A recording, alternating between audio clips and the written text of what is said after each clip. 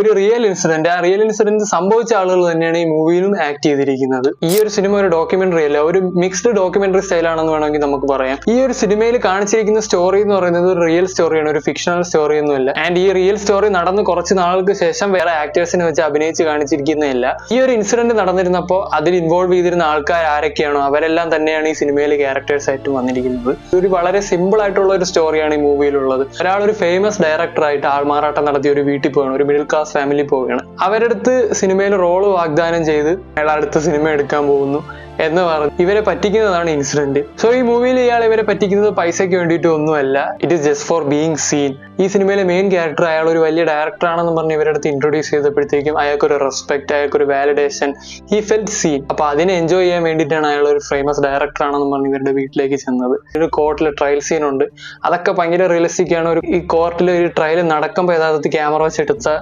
സീനുകളാണ് അതൊക്കെ. സിനിമ ഇഷ്ടമുള്ളവർക്ക് ഈ സിനിമ കാണാം. ഈ സിനിമയിലും അത് തന്നെയാണ് സംസാരിക്കുന്നത്. ഒരാൾക്ക് സിനിമ അല്ലെങ്കിൽ ആർട്ടിനോടുള്ള ഇഷ്ടമാണ് ഈ മൂവിയിൽ കോർ സബ്ജക്റ്റ് ആയിട്ട് ചർച്ച ചെയ്യുന്നത്. അപ്പൊ ഇത് കേട്ടിട്ട് നിങ്ങൾക്ക് ഇൻട്രസ്റ്റിംഗ് ആയിട്ട് തോന്നുന്നുണ്ടെങ്കിൽ ക്ലോസ് അപ്പ് എന്ന് പറയുന്ന ഈ മൂവി ഒന്ന് കണ്ടു നോക്കാം.